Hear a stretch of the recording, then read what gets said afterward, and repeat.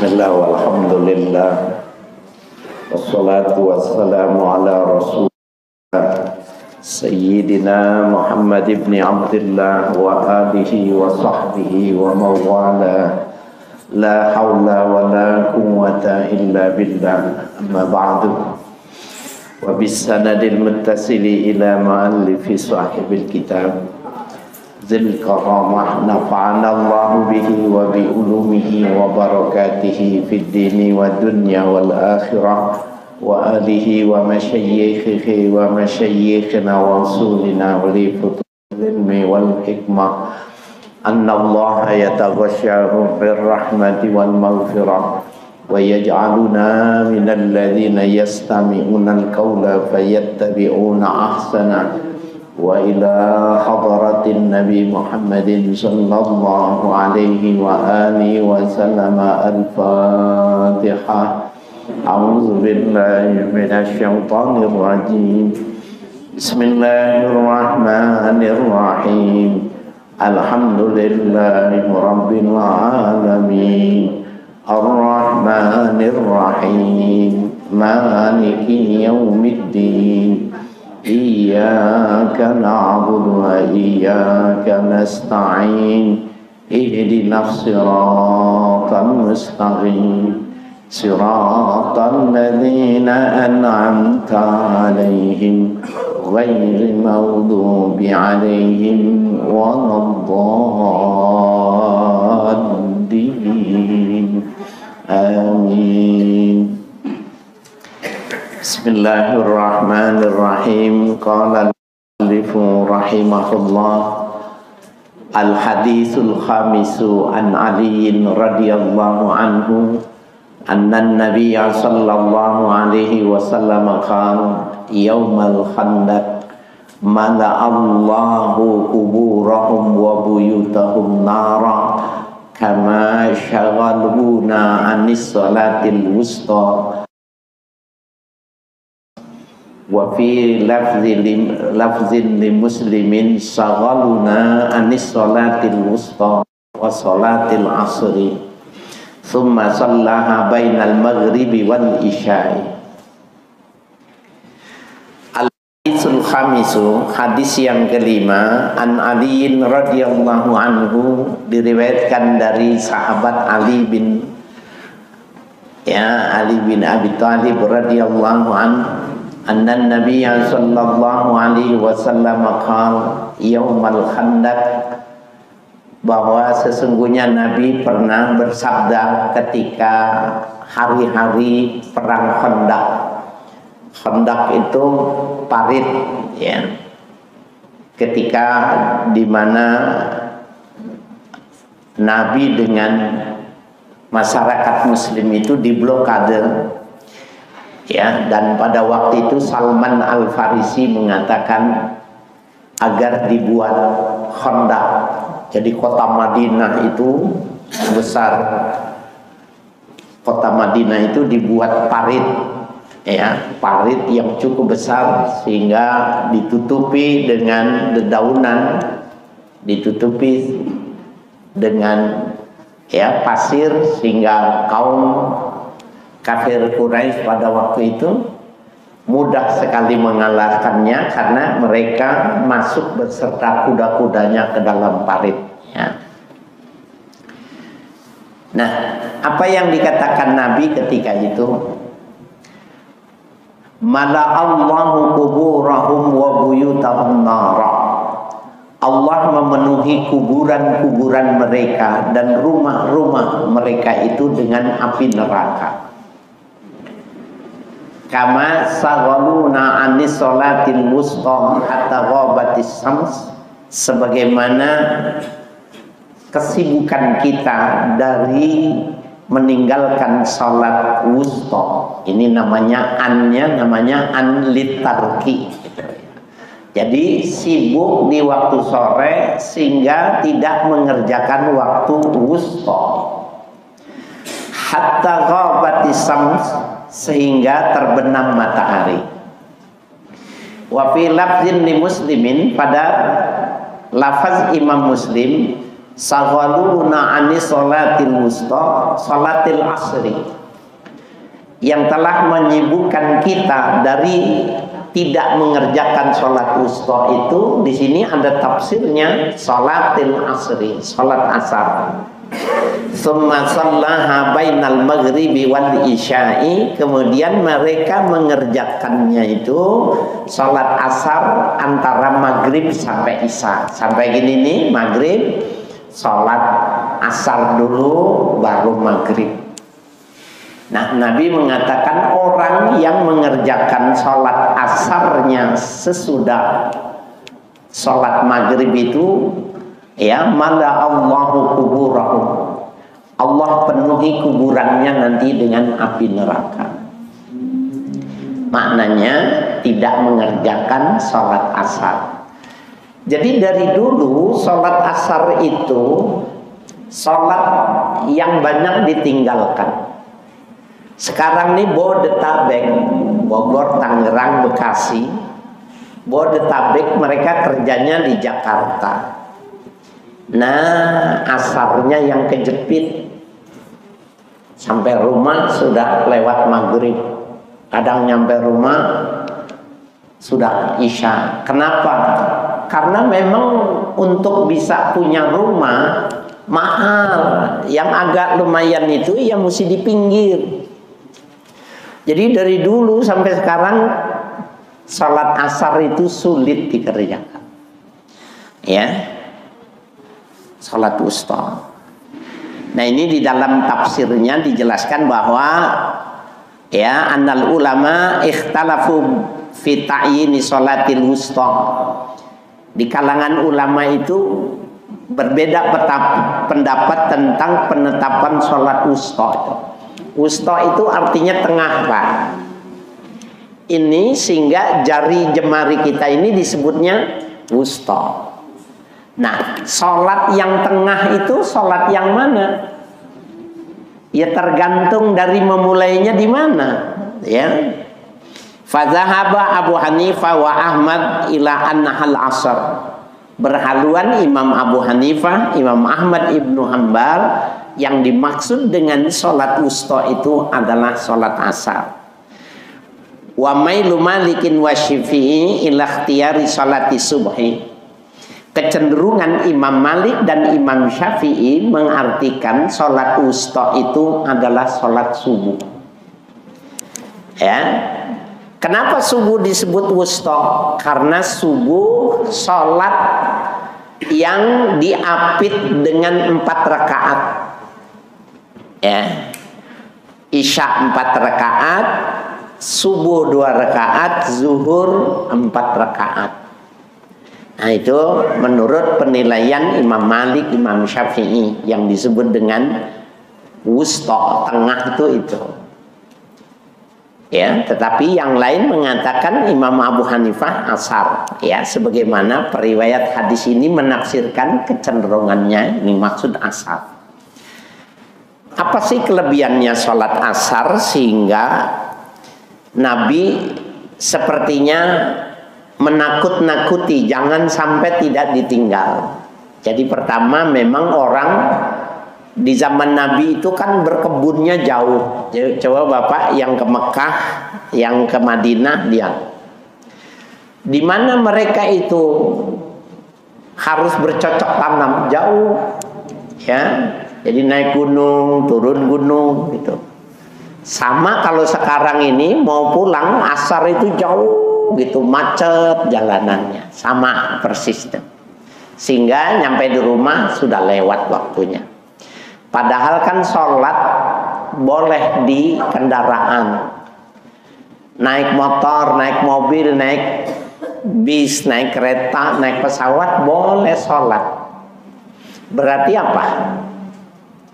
Males sholat di jalanan. Celananya nggak bersih. Nggak ada airnya. Padahal kan bisa saja kan wudhu, salat di jalan. Ya, Ainama tuwallu fathamma wajhullah. Kemana saja kau hadapkan mukamu, di situ ada wajah Allah. ada ridallah, boleh. Ya, yang penting takbiratul ihramnya menghadap kiblat. Bapak mau berangkat kerja, daripada di jalanan ngamuk-ngamuk macet, hidupin madhab kiblat, Allahu Akbar, hidupin jalan, walaupun jalanannya kemana-mana boleh. Jadi kasus meninggalkan asar ini berat. Nah, keutamaannya sholat asar oleh ulama itu diteliti, dia memang punya spesial. Ibu-ibu kalau asar pakainya kerudungnya putih kepala. Kenapa? Ibu-ibulah yang paling rentan, ya, yang paling rentan untuk terkena ultraviolet waktu sore. Coba matahari terbit, bening. Ini sekalian nih, dulu orang jemur bayi itu pagi 6:30, jam 7. Ya. Penelitian yang dilakukan oleh Tiongkok yang mutaakhirin, orang yang menjemur badan dan pingin mendapatkan ya asupan D3, ya B6 itu jam 9.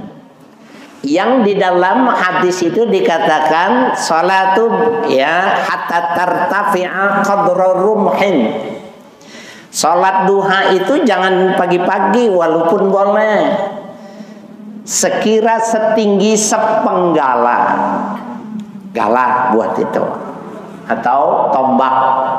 Taruhin tombak, lihat. Nah, apabila matahari sudah setinggi tangga, itu jam 9. Jadi penelitiannya ilmiah. Ketika dikatakan hatta tartafi'a qadra rumhin. Nggak usah buka baju, cukup pakai baju 15 menit, 10 menit jemur tubuhnya.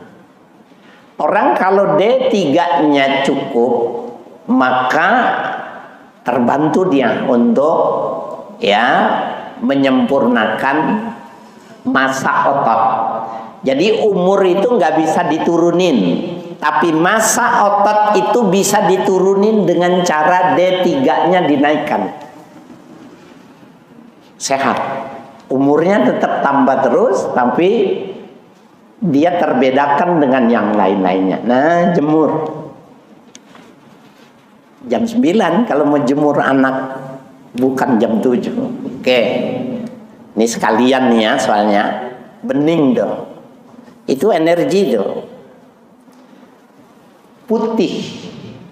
Ya, putih terus menguning. Isfarra launuh, mulai menguning. Ini yang tidak bagus. Yang bagus asar itu ditunggu. Ya, 15 menit dia udah wudhu, selesai pakai baju, pakai mukena, masuk ya tahiyatul masjid, azan, sholat, bagus. Kenapa? Kalau pas waktu asar fi waktiha, dia gerakan tubuhnya itu secara anatomis dia tidak akan terkena penyakit di kepala, stroke, migrain, vertigo. Sholat aja asar tepat waktunya, enggak kena. Pikun, sholat asar tepat waktunya. Sehingga Nabi warningnya benar-benar.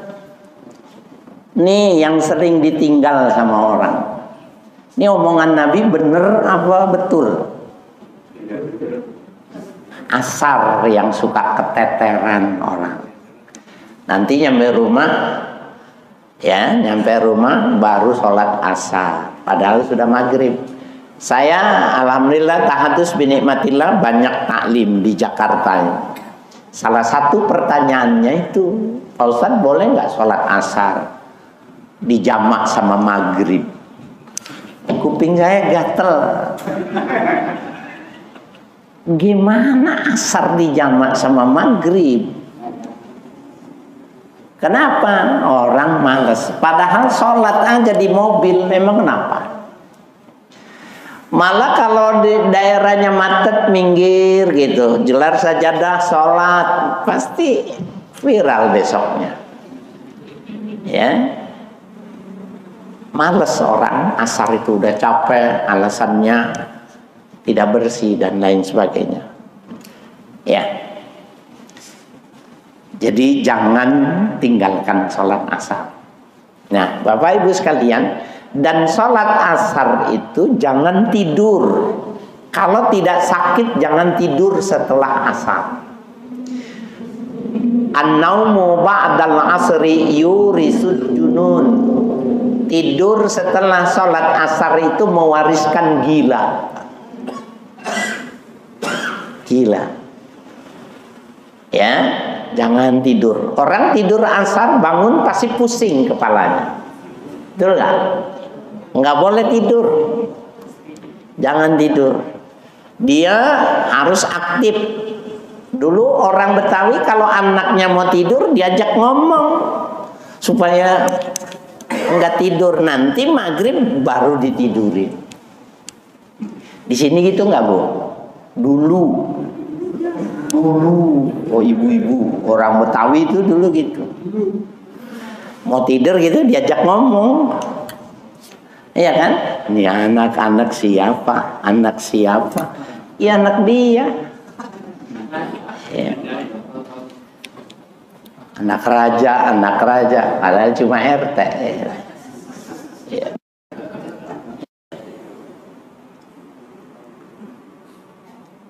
Jaga, mau sehat, sholat asar, jaga. Jadi, hafizu ala salawati was sholatil wusta, itu di dalam Al-Quran. Asar itu jaga Pak, Ibu pegang asar.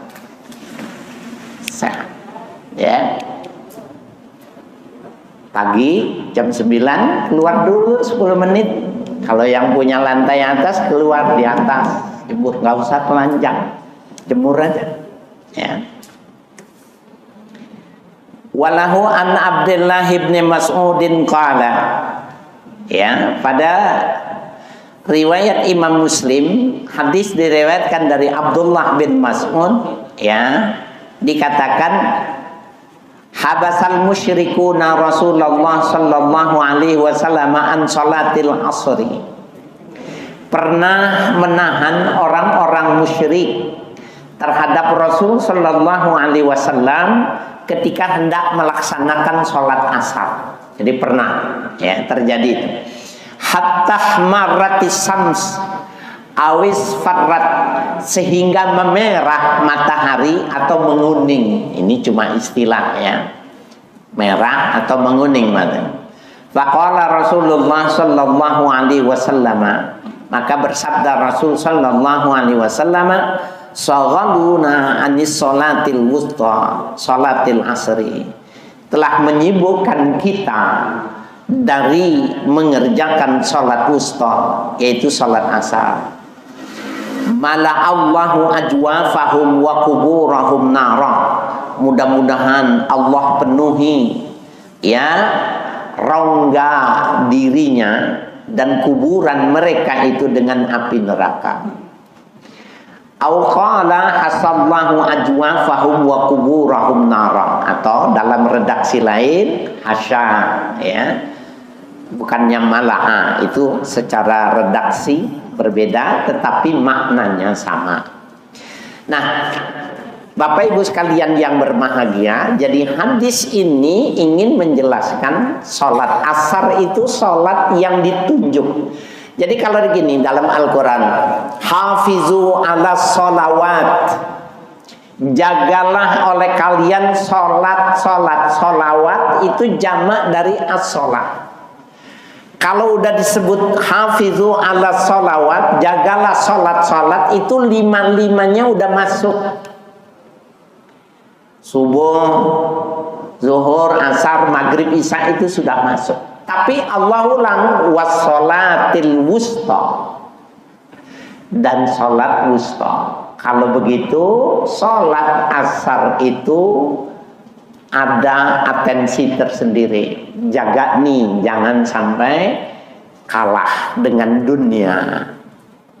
Ya, jadi Nabi pernah terhalang, dijegat pada kala itu, sehingga ya terhambat ketika ingin melaksanakan sholat asar, dan ada apa itu manfaatnya, sehingga dijelaskan orang kalau mau ngambil manfaat sholat asar itu bagus ya.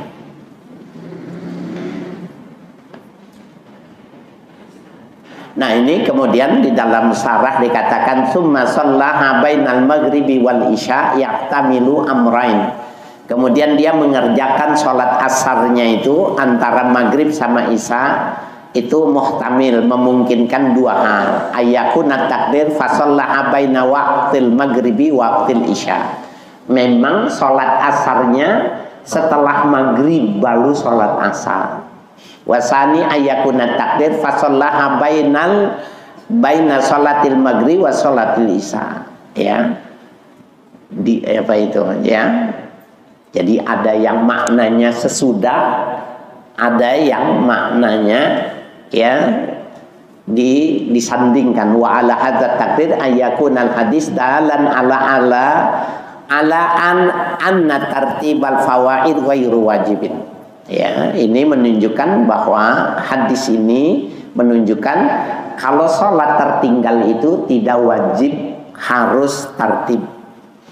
Ya, ini Bapak Ibu sekalian. Kita diumpamanya ya, karena satu hal itu meninggalkan sholat zuhur sama asar di perjalanan gitu ya. Ini ngomong males, padahal kan sebenarnya bisa sholat di jalanan. Taruhlah pakaiannya najis, mutan najis, tidak siap. Waktu sampai di Bandung, kita mengkodok sholat yang kita tinggalkan zuhur sama asar. Apakah ketika mengkodok harus mendahulukan sholat zuhur baru asar? Nah, berdasarkan pemahaman hadis ini, tidak boleh mengerjakan zuhur dulu baru asar, atau mengerjakan asar baru maghrib. Itu maknanya. Baik, kita lanjut hadis berikutnya. Al-hadisus sadisu, hadis yang ke-6, an Abdullah bin Abbas radhiyallahu anhu maqal. Hadis diriwayatkan dari Abdullah bin Abbas radhiyallahu anhu, beliau menjelaskan, a'taman nabiyyu sallallahu alaihi wasallam ya bil isya'i. Ya. Itama ya. A'tama itu itama maknanya idza azlama, wal atama azulmah. Jadi pernah Nabi sholat isya-nya itu sudah malam. Jadi Nabi, Bu, rumahnya Bapak ini mihrab rumah Nabi itu dekat sini. Ya, jadi dekat. Kalau sekarang malah dia dalam lingkaran Masjid Nabawi. Ya. Nah, Nabi pernah sholat isya-nya itu bukan seperti kita nih, nanti hari ini isya jam 7 mamanya. Bukan jam 7, tapi Nabi sholatnya iktimam, sudah gelap. Atamah itu anggaplah antara jam 11 sampai dengan jam 12 malam sholatnya, sholat isya. Fakharaja Umar, ya, maka keluar Umar, faqala as-salata ya Rasulullah, ya, raqadan nasu wasibyan. Maka beliau bertanya, ya Rasulullah, apakah sudah bisa dikerjakan sholat isya? Ya, sudah menanti kaum wanita dan anak-anak. Ya, fakharaja wa ra'suhu yaqturu. Maka Nabi keluar dan wa ra'suhu yaqturu, dan kepala Nabi itu meneteskan, ya, meneteskan air atau meneteskan keringat, karena ini tidak disebutkan. Yaqulu, beliau mengatakan gini, laula an asyqa ala ummati, seandainya tidak memberatkan kepada umatku, au ala nasi, tidak memberatkan kepada manusia secara umum, la amartuhum bisolati hazihi sa'ah, kuperintahkan mereka itu sholat isya-nya itu jam segini. Ini lau. Jadi dua nih kita dapat. Tadi sholat asar, manfaatnya itu. Nabi pernah sholat isya. Kalau tidak memberatkan, aku perintahkan umat manusia itu sholat isya-nya itu jam segini, jam 11. Kalau sholat isya jam 11, jam 12, ada yang datang ke masjid nggak kira-kira? Berat tuh. Ini maka melahirkan mazhab pengamalan sholat isya. Sahabat Abu Bakar sholat isya-nya di awal waktu. Tapi Sayyidina Umar karena memang dia merasakan langsung dan mendengar langsung, laula an asyqa ala ummati la amartuhumus shalah bi hadhihi sa'ah. Dia dengar langsung. Maka Sayyidina Umar itu sholat isya-nya tengah malam. Sehingga dua kubu ini punya pendapat dan pengamalan yang berbeda. Kenapa sahabat Abu Bakar lebih awal?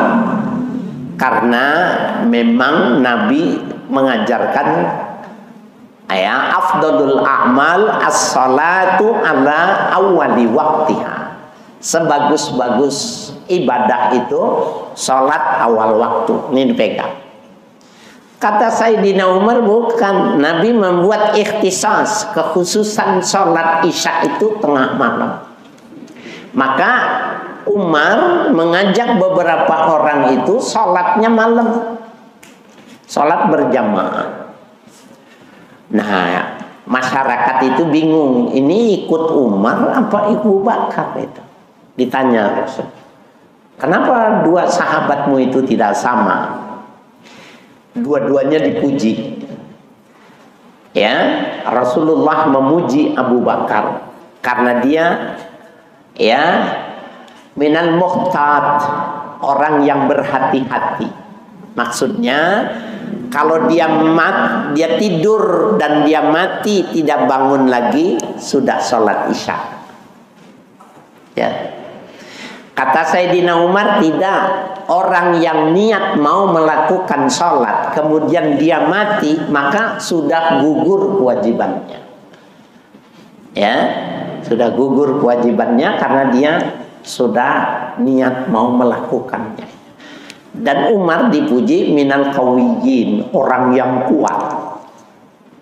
Ini orang yang ihtiyat, berhati-hati, ini orang yang kuat. Kita pilih mau jadi orang yang berhati-hati, salatlah di awal waktu. Kalau yang kuat mau ngambil manfaat, salatnya malam. Bapak-bapak, ibu-ibu pilih mana? Awal apa tengah? Ya, ikut Abu Bakar dah ya. Oke.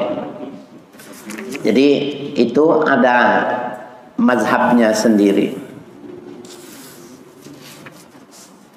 Kita lanjutkan. Al-haditsus sabi'u an Aisyah radhiyallahu anha anna Nabi sallallahu alaihi wasallam qala idza uqimatis shalah wa hadaral asya'u fabda'u bil asya'. Kata Sayyidah Aisyah, Nabi pernah bersabda, idza uqimatis shalah, apabila ingin ditegakkan sholat. Kalau sekarang sudah terdengar azan waktu sholat, ya, wahadaral asya.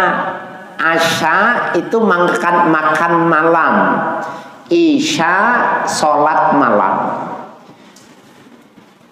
Ya, Allahu Akbar, bininya udah ngeluarin makanan.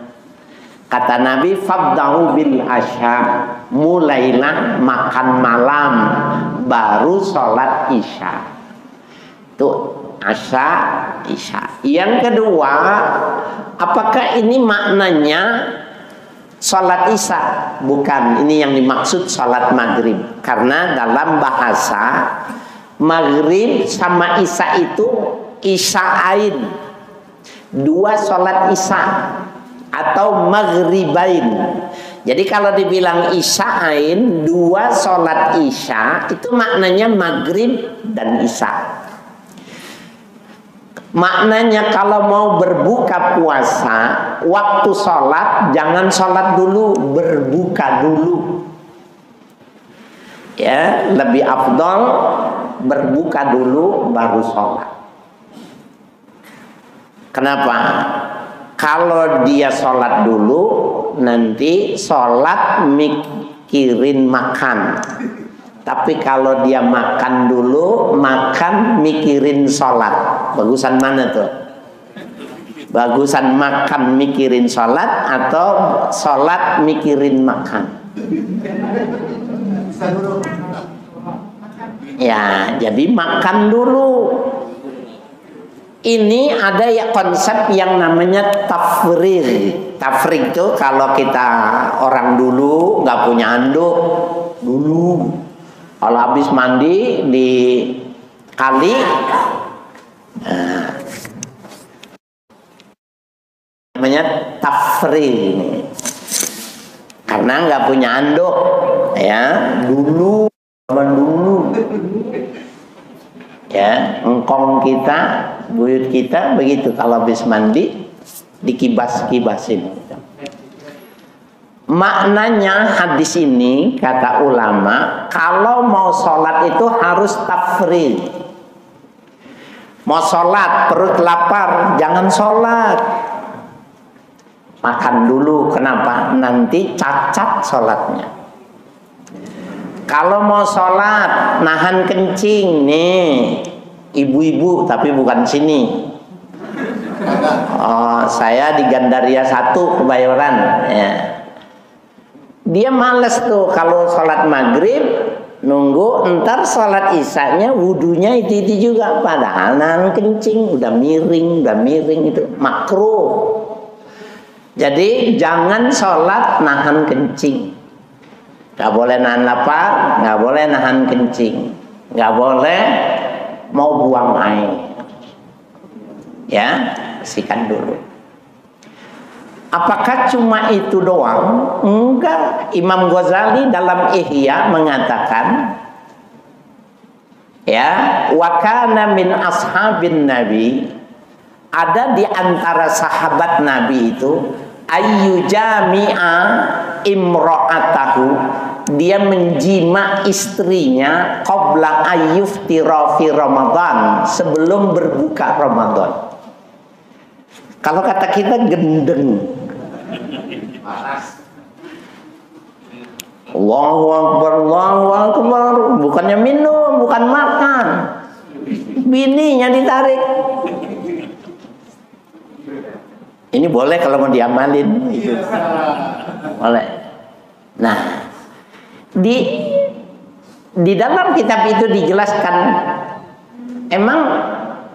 emang kenapa gitu-gitu banget kalau kata kita, ya? Bener apa enggak? Sampai gitu-gitu banget, emangnya kenapa? Liyaj'ala at-tafrigh lis-shalah, agar supaya kalau dia sudah sholat dia nggak punya keinginan. Coba mau sholat tapi pingin sama bininya, sholatnya ngegas, sholatnya cepet. Nah, jangan. Khusyuk jauh lebih mahal. Udah kerjain aja dulu, habis itu baru buka puasa. La ilaha illallah. Gendeng. Tapi ibu-ibu boleh, Bu, janjian. Besok 10 Muharram kan sunnah puasa tuh. Nah, ya gitu. Jadi jam 5 kasih tahu, Pak, tinggal 5 menit. Gitu. Atau suaminya, siap-siap tinggal 5 menit. Kata istrinya, oke. Lain, Bu, ya. Ibu senyum-senyum aja, ya, Bu. Dalam hatinya boleh. Ya.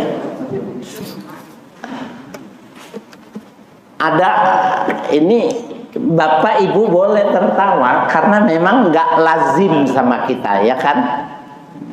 Coba lihat. Salah satu yang dipedomani ucapannya itu ahli hadis adalah Abu Zakaria Yahya bin Syaraf An-Nawawi, yang disebut dengan Imam Nawawi. Coba lihat di dalam kitab Al-Azkar. Beliau mengatakan begini: wa yambaghi li ahlil ilmi ayya'mala ilmahu walau marratan wahidatan liyakuna min ahli. Siogyanya bagi ahli ilmu seperti Bapak Ibu nih yang sedang lagi belajar, ayya'mala ilmahu, amalkan ilmu yang baru didengar, walau marratan wahidatan, walaupun cuma satu kali. Apa tujuannya? Liyakuna min ahlihi, agar dia tercatat termasuk ahli dari amalan itu. Jadi ketika saya bilang boleh diamalin, itu bukan perkataan saya.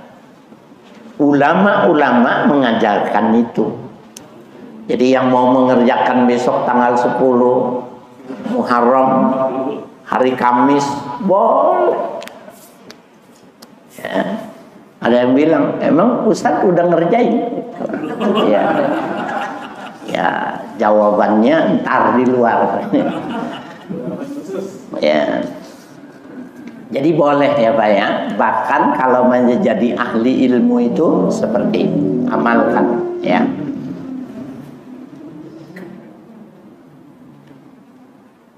Al-haditsus tsaminu, hadis yang ke-8, wali muslimin an Aisyah radhiyallahu anha qalat.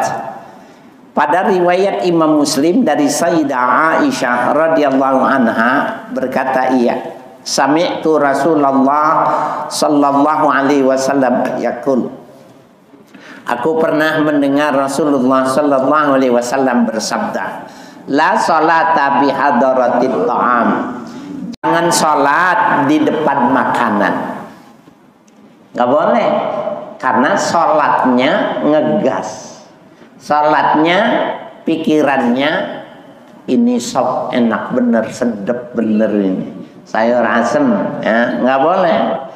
Wala huwa yudafi'ul akhbathani. Dan tidak boleh sholat sedang ia menahan kedua akhbas, khabas, pipis atau buang air besar. Nggak boleh. Buang air dulu walaupun sholatnya belakangan. Ya, buang air kecil, buang air besar. Jangan di makanan. Nah, ini yang sering nih. Tahlilan. Kadang-kadang ada orang tahlilan itu makanannya dikeluarin duluan. Keluarin dulu. Makanan, minuman, wah. Opornya tercium, baca yasinnya main dulu-duluan, itu terpengaruh. Jadi yang bagus jangan dikeluarkan dulu, ya. Yang bikin haflah, yang bikin kenduri itu jangan dikeluarkan, ya. Jadi Nabi mengatakan la sholata bi hadarati ta'am, jangan sholat di depan makanan. Maksudnya berhadapan itu kalau sudah ada makan dulu, jangan sholat. Dan jangan juga menolak. Al-haditsu tasi'u an Abdullah bin Abbas radhiyallahu anhu qala. Hadis yang ke-9 ya, diriwayatkan dari Abdullah bin Abbas radhiyallahu anhu, beliau mengatakan syahida indi rijalun mardiyun wa ardahum indi, ya, umaru, ya, anna nabiyya naha anis salati ba'da subhi hatta tatlu asy-syamsu wa ba'dal asri hatta taghruba. Abdullah bin Abbas pernah mengatakan syahida indi rijalun mardiyun, pernah menyaksikan, ya terhadap diriku itu beberapa orang-orang mardiyun yang mereka itu senang, ya, ridha itu, wa ardahum indi, dan mereka pun ridha, ya, berada di situ. Umar. Nah ini namanya tafsir, ya, yang dimaksud diantaranya itu Umar. Annan Nabiya sallallahu alaihi wasallam naha an anis salati ba'da subhi. Rasul melarang salat setelah salat subuh hatta tatlu asyamsu, sehingga, ya, terbit matahari. Wa ba'dal asri, Nabi melarang salat asar hatta taghruba, sehingga terbenam. Nih Bapak saya sekalian, ini masalah fikihnya luas ini. Enggak boleh sholat setelah subuh, setelah asar. Habis sholat asar, habis sholat subuh, kalau pengen ibadah baca Quran, tasbih, tahmid, tahlil, tidak boleh sholat. Kecuali ulama-ulama berdasarkan kajian hadis itu ada sabab wujudu, sabab qadim, ada sebab yang mendahului. Kita habis sholat subuh nih, semalam belum sholat isya, saya ketiduran. Nah itu namanya ada sabab mutaqaddim, sabab yang mendahului. Boleh sholat aja, karena dia ingatnya sudah sholat subuh. Tapi kalau mau sholat subuh, kita niat ntar habis sholat subuh saya mau qodok sholat isya, tidak sah, berdosa, nggak boleh. Begitu juga habis isya, habis asar nggak boleh sholat. Yang sering terjadi di masyarakat itu sholat janazah. Saya lama di Jawa Timur, lama di Jawa Tengah, ya. Di sana biasa orang meninggal jam berapa aja langsung diselesaikan, sehingga nguburin jam 11 malam, jam 12, jam 1, bawa petromak dulu, zaman dulu biasa. Di Jakarta nggak ada. Orang kalau meninggal sekarang ya besok, ya, meninggal pagi, kadang-kadang sore.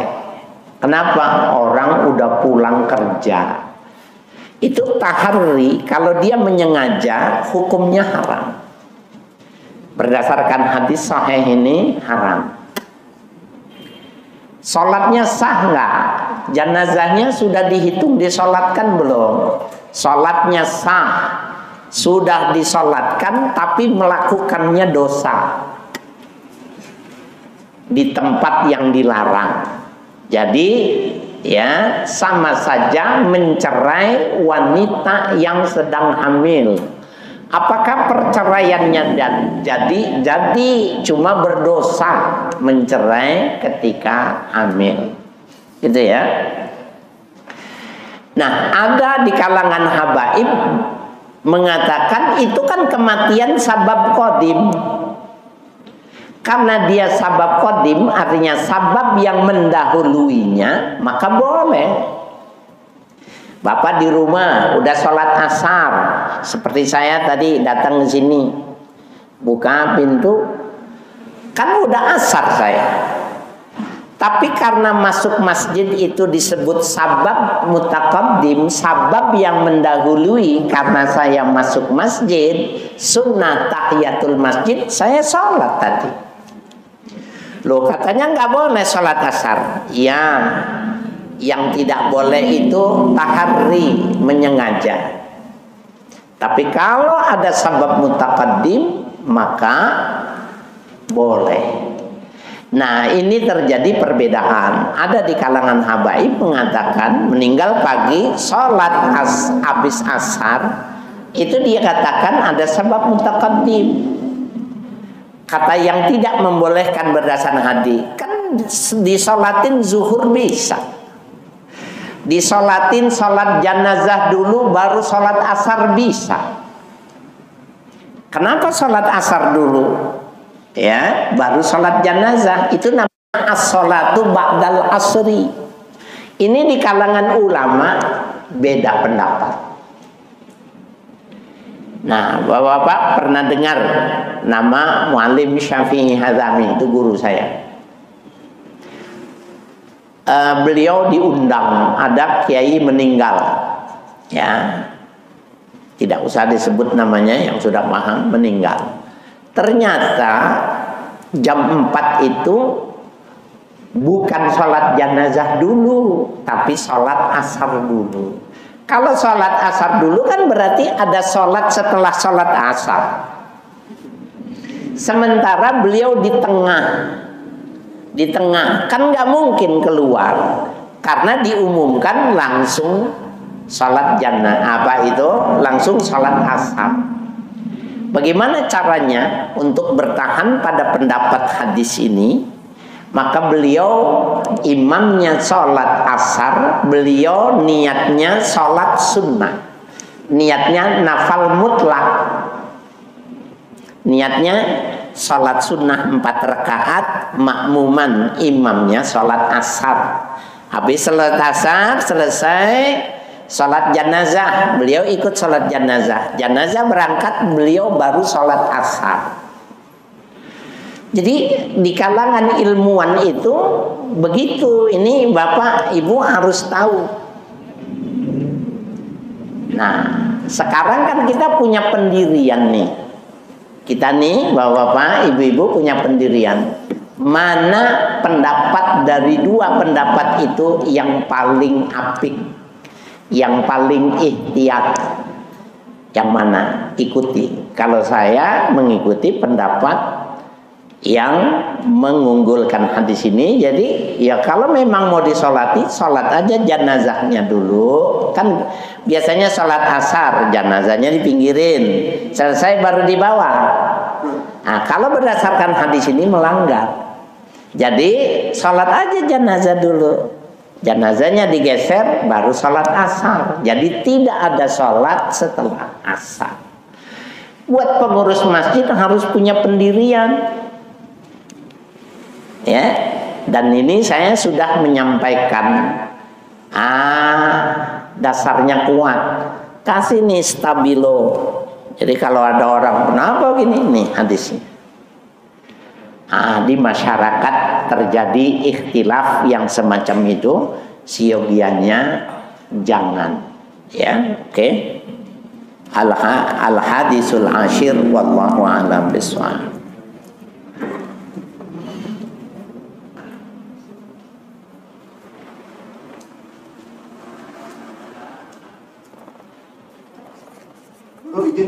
Ya. Kalau kebiasaan setelah kodok dulu, jadi ada sholat fardu asar, kodok asar. Enggak boleh. Khusus asar sama maghrib, kodok dulu, baru sholat asar, maghrib sama isya. Kan sekarang udah jelas ya, la sholat ba'dal asri wa subhi. Enggak ada sholat. Subuh juga begitu. Ya, pengecualiannya itu Masjidil Haram. Khusus Masjidil Haram tidak berlaku hadis ini.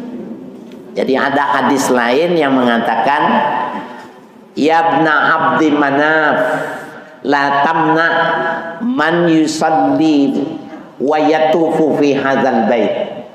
Hai Ibnu Abdi Manaf, itu juru kuncinya Ka'bah.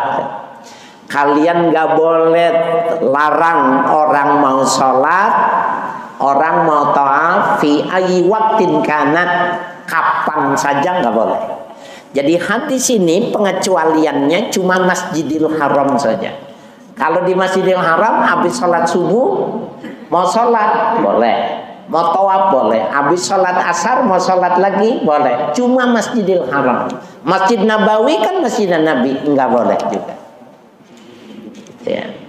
Tapi kalau kita yang melakukan yang udah kan dulu belum tahu kan. Iya, belum. Sekarang udah tahu, jangan. Ya. Dulu kalau fardu. Iya. Iya baik.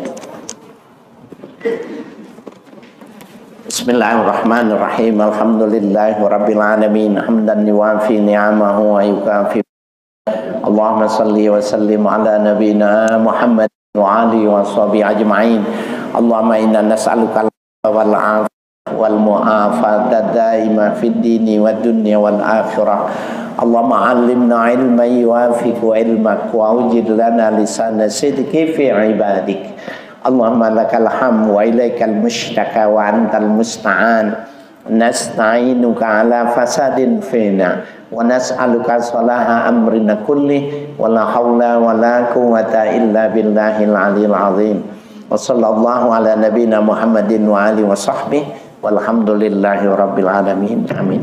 Terima kasih sudah berkunjung di channel ini. Jangan lupa untuk like, komen, dan subscribe agar tidak ketinggalan pada video-video menarik lainnya.